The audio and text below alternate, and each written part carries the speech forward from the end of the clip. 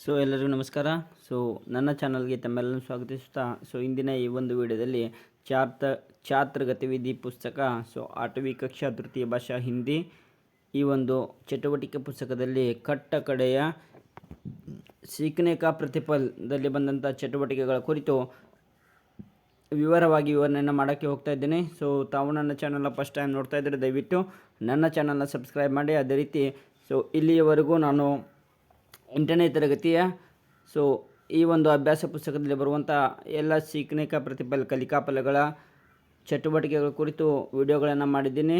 ಅದೇ ರೀತಿ 6 ಮತ್ತು 7ನೇ ತರಗತಿಯ ಗತಿವಿಧಿ ಛಾತ್ರ ಗತಿವಿಧಿ ಪುಸ್ತಕದ ಚಟುವಟಿಕೆಗಳ ಎಲ್ಲ ಹಿಂದಿ ವಿಷಯಕ್ಕೆ ಸಂಬಂಧಿಸಿದಂತೆ ಎಲ್ಲ ವಿಡಿಯೋಗಳನ್ನು ನಾನು ಮಾಡಿದ್ದೀನಿ. ಅವುಗಳನ್ನು ತಾವು ವೀಕ್ಷಣೆಯನ್ನು ಮಾಡಿ ಅಂತ ಹೇಳ್ತಾ ಇಂದು ಈ ಒಂದು ವಿಡಿಯೋನ ನಾನಿಲ್ಲಿ ಪ್ರಾರಂಭ ಮಾಡ್ತಾ ಇದ್ದೀನಿ. ಛಾತ್ರ ಗತಿವಿಧಿ ಪುಸ್ತಕ ತೃತೀಯ ಭಾಷಾ ಹಿಂದಿ 8वीं कक्षा सीखने का प्रतिफल 10 ನಿಬಂಧ ಕಿ ರಚನಾ ಕರ್ತೆ ಹೈ. ನಿಬಂಧ ರಚನೆಯನ್ನು ಕಲಿಯುವುದು. ಈ ಒಂದು ಕಲಿಕಾಫಲದ ಉದ್ದೇಶ ಇಲ್ಲಿ ನೋಡ್ರಿ, ಗತಿವಿಧಿ ಏಕ ಕೋಷ್ಟಕ ಮೇ ದಿಯೇ ಗಯೇ ಶಬ್ದೋं को ಸಹಾಯತಾ ಸೆ ನಿಬಂಧ ಪೂರ್ಣ ಕೀಜಿಯೆ ಅಂದಿದ್ದಾರೆ. ಕೋಷ್ಟಕದಲ್ಲಿ ಇಲ್ಲೇನು ಮಾಡಿದ್ದಾರೆ ಅಂದ್ರೆ ಶಬ್ದಗಳನ್ನು ಕೊಟ್ಟಿದ್ದಾರೆ. ಅವುಗಳ ಸಹಾಯದಿಂದ ಏನು ಮಾಡ್ರಿ ಎಂದಿದ್ದಾರೆ ಅಂದ್ರೆ ಈ ಒಂದು ನಿಬಂಧವನ್ನು ಪೂರ್ತಿ ಮಾಡಿ ಎಂದಿದ್ದಾರೆ. ಇಲ್ಲಿ ವಿಡಿಯೋ ಸ್ವಲ್ಪ ಲೆಂದಿ ಆಗುತ್ತೆ. ಯಾಕಂದರೆ ಇಲ್ಲಿ ನಿಬಂಧಗಳು ಇರೋದರಿಂದ ಅದರಿಂದ ವಿಡಿಯೋಗಳನ್ನು ಎಂಡ್ವರೆಗೂ ನೋಡಿ ಅಂತ ಹೇಳ್ತೀನಿ. ವಿಡಿಯೋ ಲೆಂದಿ ಆದರೂ ಕೂಡ ಎಲ್ಲ ಚಟುವಟಿಕೆಗಳನ್ನು ಸವಿವರವಾಗಿ ವಿವರಣೆ ಮಾಡ್ತಾ ವಿಡಿಯೋನ ಮಾಡ್ತಾ ಇದ್ದೀನಿ. ಅದರಿಂದ ವಿಡಿಯೋ ಲೆಂದಿ ಆದರೂ ಕೂಡ ಎಂಡ್ವರೆಗೂ ವೀಕ್ಷಣೆಯನ್ನು ಮಾಡಿ ಅಂತ ಹೇಳ್ತಾ ಈಗ ಗತಿವಿಧಿ ಏಕ ಕೋಷ್ಟಕದಲ್ಲಿರುವಂಥ ಶಬ್ದಗಳನ್ನು ನೋಡೋಣ. ಒಂದನೇದು ಶುರುವಾತ್, ಜೀವನ್, ಆದಾತ್, ಹಾತ್, ಟೀಕ, ವಿಡಿಯೋ, ಮೊಬೈಲ್ ಫೋನ್. ನೆಕ್ಸ್ಟ್ ಬಾತ್ ಚಿತ್ತ. ನೆಕ್ಸ್ಟ್ ತಕ್ನಿಕಿ. ನೆಕ್ಸ್ಟ್ ದುನಿಯಾ. ಈ ಶಬ್ದಗಳನ್ನು ಕೋಷ್ಟಕದಲ್ಲಿ ಸರಿಯಾಗಿ ತುಂಬಿ ಅಂತ ಹೇಳಿದ್ದಾರೆ. ಇಲ್ಲಿ ನೋಡ್ರಿ, ನಿಬಂಧವನ್ನು ಓದೋಣ. ಮೊಬೈಲ್ ಫೋನ್ ಆಜ್ ಕೆ ಜೀವನ್. ಇಲ್ಲಿ ಜೀವನ್ ಅಂತ ತುಂಬಬೇಕು. ಜೀವನ್ ಅಂತ ತುಂಬಬೇಕು ಒಂದನೇದರಲ್ಲಿ. ನಾನು ಎಲ್ಲವನ್ನು ಓದೋಕ್ಕೆ ಹೋಗ್ತಾ ಇಲ್ಲ. ಜಸ್ಟ್ ಸ್ಕಿಪ್ ಮಾಡ್ತಿದ್ದೀನಿ. ಯಾವುದು ತುಂಬುವುದು ಅನ್ನೋದನ್ನು ಮಾತ್ರ ಹೇಳ್ತಾ ಇದ್ದೀನಿ. ಜೀವನ್ ತುಂಬ್ರಿ. ನೆಕ್ಸ್ಟ್ 2 ಶುರುವಾತ್ ಎಂಬುದನ್ನು ತುಂಬ್ರಿ. ನೆಕ್ಸ್ಟ್ ಹಾತು. ನೆಕ್ಸ್ಟ್ ಆದತ್. ನೆಕ್ಸ್ಟ್ ಟೀಕ್. ಇಷ್ಟು ಇಲ್ಲಿ ಮೊದಲನೇ ಪ್ಯಾರಾದಲ್ಲಿ ತುಂಬ್ರಿ. ನೆಕ್ಸ್ಟ್ ಎರಡನೇದರಲ್ಲಿ ಮೊಟ್ಟ ಮೊದಲಿಗೆ ಏನು ತುಂಬ್ರಿಪ್ಪ ಅಂದ್ರೆ ಮೊಬೈಲ್ ಫೋನ್ ಅಂತ ತುಂಬ್ರಿ. ಮೊಬೈಲ್ ಫೋನ್ ಅಂತ ತುಂಬಿದ ಮೇಲೆ ನೆಕ್ಸ್ಟ್ ಎರಡನೇದರಲ್ಲಿ ಬಾತ್ ಚಿತ್ ಅಂತ ತುಂಬ್ರಿ. ನೆಕ್ಸ್ಟ್ ತಕ್ಕನಿಕಿ ಎಂಬುದನ್ನು ತುಂಬ್ರಿ. ನೆಕ್ಸ್ಟ್ ದುನಿಯಾ ಎಂಬುದನ್ನು ತುಂಬಿ ನೆಕ್ಸ್ಟ್ ವಿಡಿಯೋ ಕಾಲ್ ಕರ್ ಸಕ್ತೆ ಹೈ. ಇಷ್ಟು ಇಲ್ಲೇನು ಮಾಡಬೇಕಪ್ಪ ಅಂದ್ರೆ ನೀವು ತುಂಬಬೇಕಾದಂಥ ಕೋಷ್ಟಕದಲ್ಲಿ ಇರುವಂಥ ಶಬ್ದಗಳನ್ನು ಸರಿಯಾಗಿ ಏನು ಮಾಡಿರಿ ಇಲ್ಲಿ ತುಂಬಿ. ಈ ಶಬ್ದಗಳು ಸರಿಯಾಗಿವೆ. ಇವುಗಳನ್ನ ಕೋಷ್ಟಕದಲ್ಲಿ ತುಂಬಿ ನಿಬಂಧವನ್ನು ಏನು ಮಾಡಿರಿ ಪೂರ್ಣಗೊಳಿಸಿ ಎಂಬುದು ಈ ಒಂದು ಚಟುವಟಿಕೆ ಉದ್ದೇಶ. ನೆಕ್ಸ್ಟ್ ಗತಿವಿಧಿ, ಇಲ್ಲಿ ಪ್ರಶ್ನೋತ್ತರ विधि द्वारा निबंध रचना करना ಅಂತ ಇದೆ. सूचन पीछे दिए गए प्रश्नों के उत्तर को क्रमानुसार लिखकर सरल निबंध की रचना कीजिए ಎಂದಿದ್ದಾರೆ. ಒಂದು ನಿಬಂಧವನ್ನು ರಚನೆ ಮಾಡಿ ಎಂದಿದ್ದಾರೆ. ಅದರಲ್ಲಿ ನಿಬಂಧವನ್ನು ಬರೆಯೋಕ್ಕೆ ಏನಿಲ್ಲ ಅಂದ್ರೆ ಸ್ಪೇಸಿಲ್ಲ. ಅದರಿಂದ ನಾನು ಪ್ರಶ್ನೆಗಳನ್ನು ಮಾತ್ರ ನಾನು ಇಲ್ಲಿ ಏನು ಮಾಡ್ತಾ ಇದ್ದೀನಿ ಅಂದ್ರೆ ವಿವರಣೆಯನ್ನು ಮಾಡೋಕ್ಕೆ ಹೋಗ್ತಾ ಇದ್ದೀನಿ. ಇಲ್ಲಿ ನೋಡ್ರಿ, ಇಲ್ಲೊಂದು ಧ್ವಜವನ್ನು ಕೊಟ್ಟಿದ್ದಾರೆ. ಅದು ನಮ್ಮ ರಾಷ್ಟ್ರೀಯ ಧ್ವಜ. ಅದಕ್ಕೆ ಸಂಬಂಧಿಸಿದ ಪ್ರಶ್ನೆಗಳು ಇಲ್ಲಿದೆ ನೋಡ್ರಿ. ಯಹ ಕಿಸ್ ದೇಶ ಕಾ ಜೆಂಡಾ ಹೈ. ಇದು ಯಾವ ದೇಶದ ಜೆಂಡಾ ಇದೆ ಅಂತ ಕೇಳ್ತಾ ಇದ್ದಾರೆ. ಯಹ ಭಾರತ ದೇಶ ಕಾ ಜೆಂಡಾ ಹೈ ಎಂಬುದು ಸರಿಯಾಗುತ್ತದೆ. ನೆಕ್ಸ್ಟ್ ದೂಸರಾ ಪ್ರಶ್ನ, ಹಮಾರ ರಾಷ್ಟ್ರೀಯ ಜೆಂಡೆ ಮೇ ಕಿತನೆ ರಂಗ್ ಹೈ. ನಮ್ಮ ರಾಷ್ಟ್ರೀಯ ರಂಗದಲ್ಲಿ ಜೆಂಡೆಯಲ್ಲಿ 1 2 3 ರಂಗಗಳಿವೆ. ಹಮಾರ ರಾಷ್ಟ್ರೀಯ ಜೆಂಡೆ ಮೇ 3 ರಂಗ್ ಹೈ ಅಂತ ಇದೆ. ನೆಕ್ಸ್ಟ್ ತೀಸರಾ ಕ್ವಶನ್, ಜೆಂಡೆ ಮೇ ಸಬ್ಸೆ ऊपर कौन सा रंग है. ಜೆಂಡೆಯಲ್ಲಿ ಮೊಟ್ಟ ಮೊದಲು ಕೇಸರಿ ಇದೆ. ನೆಕ್ಸ್ಟ್ झंडे में सबसे ऊपर केसरिया रंग है. ನೆಕ್ಸ್ಟ್ ನಾಲ್ಕನೇದು ಬೀಚ್ ಮೇ ಕೌನ್ ಸಾ ರಂಗ್ ಹೇ. ಮಧ್ಯೆ ಯಾವ ಬಣ್ಣವಿದೆ ಅಂದಿದ್ದಾರೆ. ಮಧ್ಯದಲ್ಲಿ ಸಫೇದ್ ರಂಗ್ ಇದೆ. ನೆಕ್ಸ್ಟ್ ಐದನೇದು ಸಬ್ಸೆ ನೀಚೆ ಕೌನ್ ಸಾ ರಂಗ್ ಹೇ. ಸಬ್ಸೆ ನೀಚೆ ಹರಾ ರಂಗ್ ಹೇ. ನೆಕ್ಸ್ಟ್ ಹಸಿರು ಬಣ್ಣವಿದೆ. ನೆಕ್ಸ್ಟ್ ಆರನೇದು ಬೀಚ್ ಕಿ ಪಟ್ಟಿ ಮೇ ಔರ್ ಕ್ಯಾ ಹೇ. ಮಧ್ಯದಲ್ಲಿರುವಂಥ ಪಟ್ಟಿಯಲ್ಲಿ ಮತ್ತೇನಿದೆ ಅಂದಿದ್ದಾರೆ. ಬೀಚ್ ಕಿ ಪಟ್ಟಿ ಮೇ ಅಶೋಕ್ ಚಕ್ರ ಹೇ ಎಂಬುದು ಸರಿಯಾಗುತ್ತದೆ. ನೆಕ್ಸ್ಟ್ ಕೇಸರಿಯ ರಂಗ ಕಿಸ್ಕಾ ಪ್ರತೀಕ. ಕೇಸರಿಯ ರಂಗ ಯಾವುದರ ಪ್ರತೀಕವಿದೆ ಅಂತ ಕೇಳಿದ್ದಾರೆ. ಕೇಸರಿಯ ರಂಗ್ ದೇಶ್ ಕಿ ಶಕ್ತಿ ಔರ್ ಸಾಹಸ್ ಕೋ ಪ್ರತೀಕ್ ಎಂಬುದು ಸರಿಯಾದಂಥ ಉತ್ತರವಿದೆ. ನಿಬಂಧವನ್ನು ರಚನೆ ಮಾಡಿ ಎಂದಿದ್ದಾರೆ. ನಿಬಂಧವನ್ನು ರಚನೆ ಮಾಡೋಕ್ಕೆ ಬರೆಯೋಕ್ಕೆ ಇಲ್ಲಿ ಏನಿಲ್ಲ ಅಂದ್ರೆ ಸ್ಪೇಸ್ ಇಲ್ಲ. ಅದರಿಂದ ಪ್ರಶ್ನೆಗಳಿಗೆ ಮಾತ್ರ ನಾನು ಉತ್ತರಿಸಿದ್ದೀನಿ. ನೆಕ್ಸ್ಟ್ ಇಲ್ಲಿ गतिविधि 3 ಕೊಟ್ಟಿದ್ದಾರೆ. ಸೊ ಚಿತ್ರ देखकर सरल परिच्छेद लिखना ಅಂತ ಇದೆ. ಸೊ निम्नलिखित वाक्यों की सहायता से गाय पर एक सरल निबंध लिखी ಅಂದಿದ್ದಾರೆ. ಸೊ ಗಾಯದ ಮೇಲೆ ಕೆಲವೊಂದಿಷ್ಟು ಇಲ್ಲಿ ವಾಕ್ಯಗಳನ್ನ ಕೊಟ್ಟಿದ್ದಾರೆ. ಸೊ ಆ ವಾಕ್ಯಗಳ ಸಹಾಯದಿಂದ ನಾವೇನು ಮಾಡಬೇಕು, ಸೊ ಗಾಯ ಮೇಲೆ ಒಂದು ನಿಬಂಧವನ್ನು ಬರೀಬೇಕು. ಸೊ ನಾನಿಲ್ಲಿ ಬರೆದಿದ್ದೀನಿ. ಇಲ್ಲಿ ನೋಡ್ರಿ, गाय एक पालतू जानवर है. ಸೊ ಕಾಣಿಸ್ತಾ ಇದೆ ಅನ್ಕೋತೀನಿ ನಾನೆಲ್ಲರಿಗೂ. गाय एक पालतू जानवर है. सो गाय को किसान का साथी भी कहते हैं.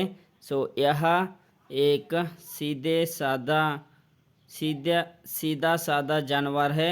यह घास फूस खाकर हमें दूध देते हैं. सो इसका दूध मीठा होता है.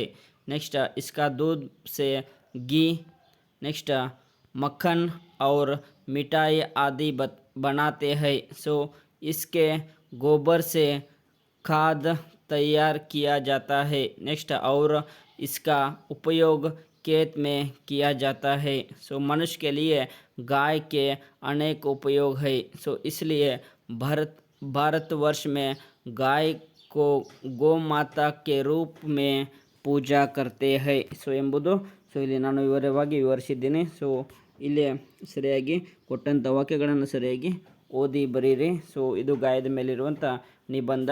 ನೆಕ್ಸ್ಟ್, आप अपने विद्यालय के बारे में एक छोटा सा निबंध लिखिए. ಸೊ ನಿಮ್ಮ ವಿದ್ಯಾಲಯದ ಕುರಿತು ಒಂದು ಸಣ್ಣದಾದಂಥ ಏನು ಮಾಡಿದ್ದಾರೆ ಅಂದ್ರೆ ನಿಬಂಧವನ್ನು ಬರೀರಿ ಎಂದಿದ್ದಾರೆ. ಸೊ ನಾನು ಇಲ್ಲಿ ಬರೆದಿದ್ದೀನಿ, ಮೇರಾ ವಿದ್ಯಾಲಯ. ಸೊ ಮೇರಾ ವಿದ್ಯಾಲಯ सरकारी हाई स्कूल सिरगुप्पी है. मेरा विद्यालय 2 मंजिल इमारत का बना हुआ है. मेरा विद्यालय बहुत सुंदर है और मुझे बहुत पसंद है. हमारा विद्यालय में खेल कूद के लिए बड़ा मैदान है. सो हमारा विद्यालय के चारों ओर हरेलिया है. सो नेक्स्ट, मेरा विद्यालय मेरे घर से 1 किलोमीटर की दूरी पर है. नेक्स्ट, मेरे विद्यालय के सभी अध्यापक बहुत ही योग्य व विद्वान है जो हमें अच्छी बातें सिखाते हैं. हमारे विद्यालय में साफ सफाई को विशेष ध्यान रख जाता है और पुस्तकालय, कंप्यूटर लैब शुद्ध पेयजल और शौचालय है. सो मेरा विद्यालय एक आदर्श विद्यालय है और यह पूरे गांव में सबसे अच्छा विद्यालय है ಅಂತ ನಾನು ಇಲ್ಲಿ ಏನು ಮಾಡಿದ್ದೀನಿ ಅಂದ್ರೆ ವಿದ್ಯಾಲಯದ ಕುರಿತು ಸೊ ಇಲ್ಲಿ ಒಂದು ನಿಬಂಧವನ್ನು ನಾನಿಲ್ಲಿ ಬರೆದಿದ್ದೀನಿ. ಸೊ ಅದನ್ನು ಕನ್ನಡದಲ್ಲಿ ಎಕ್ಸ್ಪ್ಲೇನ್ ಮಾಡೋಕ್ಕೆ ಹೋಗಲ್ಲ, ಯಾಕಂದರೆ ಟೈಮ್ ಜಾಸ್ತಿ ಆಗುತ್ತೆ. ಸೊ ಅದರಿಂದ ನಾನು ಜಸ್ಟ್ ಓದಿ ಹೇಳ್ತಾ ಇದ್ದೀನಿ. ನೆಕ್ಸ್ಟ್, ಸಮಾಚಾರ ಪತ್ರ ಸರಳ ನಿಬಂಧ ಲಿಖಿए. ಸಮಾಚಾರ ಪತ್ರದ ಮೇಲೆ ಸೊ ಇಲ್ಲೊಂದು ಸರಳ ನಿಬಂಧವನ್ನು ಬರೀರಿ ಎಂದಿದ್ದಾರೆ. ಸೊ ಇದನ್ನು ನಾನು ಪೂರ್ತಿಯಾಗಿ ಏನು ಮಾಡಲ್ಲ ಅಂದ್ರೆ ಸೊ ವಿವರಣೆಯನ್ನು ಮಾಡಲ್ಲ. ಸೊ ಯಾಕಂದ್ರೆ ಒಂದು ನಿಮಿಷ ನೋಡ್ಬಿಡೋಣ, ಬೇಗ ಮಾಡಿಬಿಡೋಂತೆ. ಸೊ समाचार पत्र के निबंध प्रस्तावन. सो नोड्री, आजकल समाचार पत्र जीवन की एक आवश्यकता बन गया है. सो यह बाज़ार में लगभग तभी भाषाओं के उपलब्ध होती है. सो एक समाचार पत्र खबरों का प्रकाशन होते हैं. सो जो कागज़ों पर छाया जाता है सो और लोगों के घरों में वितरित किया जाता है. सो अलग अलग देश अपना अलग अलग समाचार संगठन रखते हैं. सो यह हमें खेल, नीति, धर्म, समाज, नेक्स्ट अर्थव्यवस्था, फिल्म, उद्योग, भोजन, रोजगार आदि के बारे में बिल्कुल सटीक जानकारी होती है ಅಂತ ಇದೆ. ಸೊ ಇದು ಇಂಟ್ರೊಡಕ್ಷನ್. नेक्स्ट लाभ नोड्री, समाचार पत्रों से हमें देश विदेशों में हो रही हर तरफ से घटनाओं का नवीन ज्ञान मिलता है. सो नेक्स्ट ಎರಡನೇದು, नई अनुसंधान, नई खोजें और नई खबरें की जानकारी हमें समाचार पत्रों से ही मिलते हैं. तीसरा, कहीं कोई दुर्घटना को जाए, भूकंप या बाढ़ जैसे आपदा आ जाए तो इसकी जानकारी हमें समाचार पत्रों के माध्यम से तुरंत मिल जाती है आदि ಅಂತ ಕೊಟ್ಟಿದ್ದೀನಿ. ಸೊ ಬರೆಯೋಕ್ಕೆ ಇನ್ನು ಜಾಸ್ತಿ ಸಾಕಷ್ಟಿದೆ, ಅದರಲ್ಲಿ ಬರೆಯೋಕ್ಕೆ ಜಾಗ ಬಹಳಷ್ಟು ಕಡಿಮೆ ಇದೆ, ಅದಕ್ಕೆ ಇತ್ಯಾದಿ ಅಂತ ಬರೆದಿದ್ದೀನಿ. ನೆಕ್ಸ್ಟ್ ಭೇದ ಸಮಾಚಾರದ ಪತ್ರದಲ್ಲಿ ಬರುವಂಥ ಪ್ರಕಾರಗಳು. ನೆಕ್ಸ್ಟ್ ಇಲ್ಲಿ ನೋಡ್ರಿ, ಭೇದಗಳಲ್ಲಿ ದೈನಿಕ ಸಮಾಚಾರ ಪತ್ರ, ನೆಕ್ಸ್ಟ್ ಸಾಪ್ತಾಹಿಕ ಸಮಾಚಾರ ಪತ್ರ, ನೆಕ್ಸ್ಟ್ ಪಾಕ್ಷಿಕ ಸಮಾಚಾರ ಪತ್ರ, ಇದರಲ್ಲಿ ನೆಕ್ಸ್ಟ್ ಮಾಸಿಕ ಸಮಾಚಾರ ಪತ್ರ, ನೆಕ್ಸ್ಟ್ ತ್ರೈಮಾಸಿಕ ಸಮಾಚಾರ ಪತ್ರ, ಆರನೇದು ವಾರ್ಷಿಕ ಸಮಾಚಾರ ಪತ್ರ ಅಂತ ಆಗುತ್ತೆ. ನೆಕ್ಸ್ಟ್ ಉಪಸಂಹಾರ, ನಿಬಂಧದ ಕೊನೆಯಂಗ ಉಪಸಂಹಾರ ಕೊಟ್ಟಿದ್ದಾರೆ ಇಲ್ಲೇ ನೋಡ್ರಿ. ಉಪಸಂಹಾರ, उपर्युक्त सभी कारणों से समाचार पत्र बहुत उपयोगित है. और हमें सभी को प्रतिदिन समाचार पत्र पढ़ने की ಅವಶ್ಯಕತೆ है ಅಂತ ಇಲ್ಲಿ ಸಮಾಚಾರ ಪತ್ರದ ಬಗ್ಗೆ ನಾನು ಇಲ್ಲಿ ನಿಬಂಧವನ್ನು ಬರೆದಿದ್ದೀನಿ. ನೆಕ್ಸ್ಟ್ ಇಲ್ಲೊಂದು ನೋಡ್ರಿ, पर्यावरण प्रदूषण विषय पर एक निबंध लिखी. पर्यावरण प्रदूषण ಏನಪ್ಪ ಅಂದ್ರೆ ಪರಿಸರ ಮಾಲಿನ್ಯದ ಬಗ್ಗೆ ಒಂದು ನಿಬಂಧವನ್ನು ಬರೀರಿ ಅಂತ ಹೇಳಿದ್ದಾರೆ. ಇಲ್ಲಿ ನಾವು ಚಿತ್ರದಲ್ಲಿ ನೋಡ್ಬೋದು ಪರಿಸರ ಮಾಲಿನ್ಯವಾಗ್ತಾ ಇರೋದನ್ನು. ಇಲ್ಲಿ ನಾನು ಇಲ್ಲಿ ಬರೆದಿದ್ದೀನಿ, ಒಂದು ನಿಮಿಷ. पर्यावरण प्रदूषण का अर्थ बरेदिದ್ದೀನಿ. प्राकृतिक संतुलन में देश पौधा होना, न शुद्ध वायु मिलना, न शुद्ध जल मिलना, न शुद्ध खाद्य मिलना, न शांत वातावरण मिलना ಅಂತ ಏನಾಗುತ್ತೆ ಅಂದ್ರೆ ಪ್ರದೂಷಣದ ಅರ್ಥ ಆಗುತ್ತೆ. प्रदूषण में प्रमुख 3 प्रकार है. ಒಂದನೇದು ವಾಯು ಪ್ರದೂಷಣ, ನೆಕ್ಸ್ಟ್ ಜಲ ಪ್ರದೂಷಣ. ಇಲ್ಲಿ ವಾಯು ಎಂಬುದು ಇಲ್ಲಿ ಕೂಡಬೇಕಾಗಿತ್ತು, ಇಲ್ಲಿ ಗೆರೆಯನ್ನು ಮಾಡೋದನ್ನು ನಾನು ಇಲ್ಲಿ ಮರೆದಿದ್ದೀನಿ. ವಾಯು प्रदूषण, इल्लೊಂದು ಗೆರೆಯನ್ನು ಹಾಕ್ರಿ. वायु प्रदूषण, जल प्रदूषण, ध्वनि प्रदूषण. ಇವು प्रदूषण में प्रमुख प्रकार है. नेक्स्ट प्रदूषण के दुष्परिणाम, प्रदूषणದಿಂದ ಆಗುವಂಥ ದುಷ್ಪರಿಣಾಮಗಳು ನೋಡ್ರಿ. प्रदूषण के कारण मानव के स्वस्थ जीवन को खतरा पैदा हुआ है. प्रदूषण के कारण मानव खुली हवा में लंबी सांस लेने के लिए तरम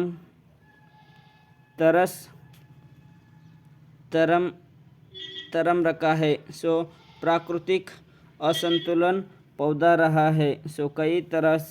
कई तरह के जीव और प्रजातियां प्रदूषण के कारण विपुलत होने जा रही है ಅಂತ ಆಗುತ್ತೆ. ನೆಕ್ಸ್ಟ್ ಸುಧಾರ ಕೆ ಉಪಾಯ ಅಂತ ಇದೆ.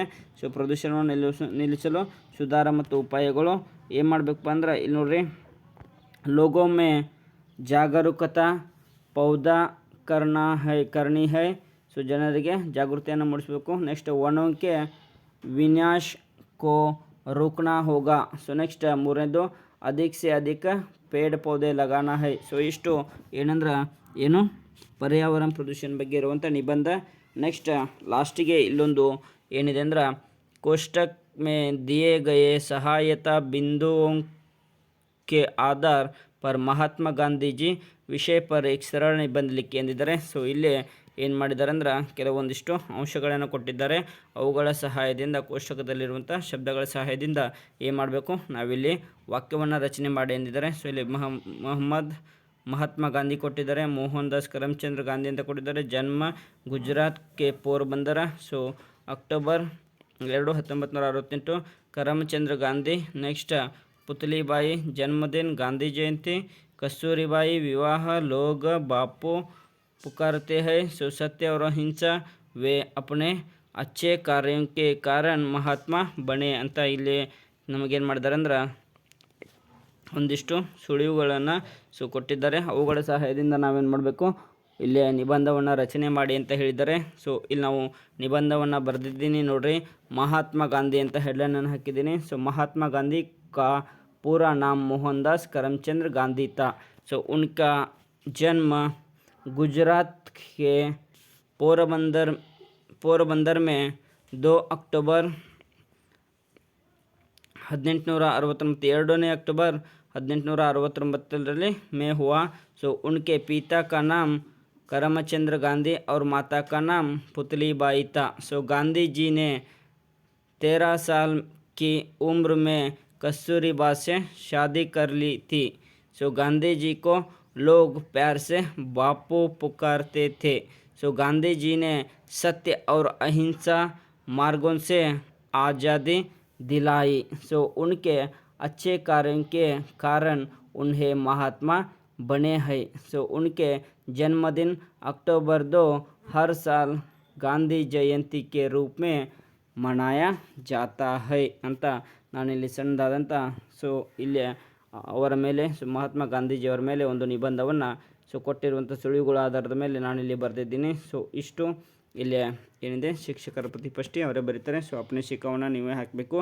ಸೊ ಇಲ್ಲಿ ನಿಬಂಧಗಳನ್ನ ನಾನಿಲ್ಲಿ ಬರೆದಿದ್ದೀನಿ. ಸೊ ಮತ್ತೆ ಸರಿಯಾಗಿ ಅವುಗಳನ್ನು ನೋಡ್ಕೊಡ್ರಿ, ಅವುಗಳನ್ನು ಬರೀರಿ. ಸೊ ಇಲ್ಲಿ ನೋಡ್ರಿ, ಸರಿಯಾಗಿ ಇವುಗಳನ್ನೆಲ್ಲ ಚೆನ್ನಾಗಿ ನೋಡಿಕೊಂಡು ಬರಿಬೇಕಾಗುತ್ತೆ. ಸೊ ಸರಿಯಾಗಿ ನೋಡ್ರಿ. ನೆಕ್ಸ್ಟ್ ಇಲ್ಲೆಲ್ಲ ಸರಿಯಾಗಿ ನೋಡ್ಕೊಡ್ರಿ. ಇನ್ನು ಮತ್ತೆ ನಾನು ತೋರಿಸ್ತಾ ಇದ್ದೀನಿ.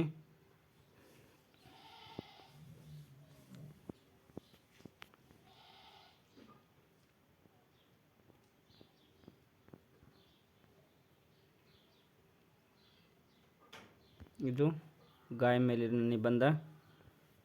ನೆಕ್ಸ್ಟ್ ಇದು ಹಮಾರ ರಾಷ್ಟ್ರೀಯ ಜೆಂಡಾ, ಅದರ ಮೇಲೆ ಬಂದಂಥ ಪ್ರಶ್ನೆಗಳು. ಸೊ ಇಲ್ಲೇ ಏನಿದೆಪ್ಪ ಅಂದ್ರೆ ಪ್ರಶ್ನೆದ್ದು ಸೊ ಇಲ್ಲೇ ನಿಬಂಧವನ್ನು ಪೂರ್ಣಗೊಳಿಸೋದು ಮೊಬೈಲ್ ಬಗ್ಗೆ ಇದೆ. ಸೊ ಇಷ್ಟು ಈ ಒಂದು ವಿಡಿಯೋದಲ್ಲಿ. ಸೊ ಇದು 8ನೇ ತರಗತಿಯ ಕಟ್ಟ ಕಡೆಯ ಸೀಖನೆ ಕಾ ಪ್ರತಿಫಲ. ಸೊ ಇದುವರೆಗೂ ನಾನು ಸುಮಾರು 1ರಿಂದ 8ನೇ ತರಗತಿಯ ಛಾತ್ರ ಗತಿವಿಧಿ ಪುಸ್ತಕ 1ರಿಂದ 10ರವರೆಗೂ ಬರುವಂಥ ಸೊ ಪುಸ್ತಕದ ಎಲ್ಲ ಕಲಿಕಾ ಫಲದ ಮೇಲಿನ ಚಟುವಟಿಕೆಗಳನ್ನು ಸವಿವರವಾಗಿ ನನ್ನ ವಿಡಿಯೋಗಳಲ್ಲಿ ಎಲ್ಲ ವಿಡಿಯೋಗಳಲ್ಲಿ ಸೊ ನಾನು ವಿವರವಾಗಿ ವಿವರಿಸಿದ್ದೇನೆ. ಸೊ ತಮಗೆ ನನ್ನ ವಿಡಿಯೋಗಳು ಇಷ್ಟ ಆಗಿದ್ದರೆ ದಯವಿಟ್ಟು ನನ್ನ ಚಾನಲ್ನ ಸಬ್ಸ್ಕ್ರೈಬ್ ಮಾಡಿ. ಅದೇ ರೀತಿ ಪಕ್ಕದಲ್ಲಿರುವಂಥ ಬೆಲ್ ಬಟನ್ ಹೊಡೆದ್ರ ಮೂಲಕ ನನ್ನ ಮುಂದಿನ ವಿಡಿಯೋಗಳನ್ನು ಕೂಡ ತಾವು ವೀಕ್ಷಣೆಯನ್ನು ಮಾಡಿ ಅಂತ ಹೇಳ್ತಾ, ಸೊ ಈ ಒಂದು ವಿಡಿಯೋ ಇಷ್ಟವಾಗಿದ್ದರೆ please share and subscribe my channel. Thank you.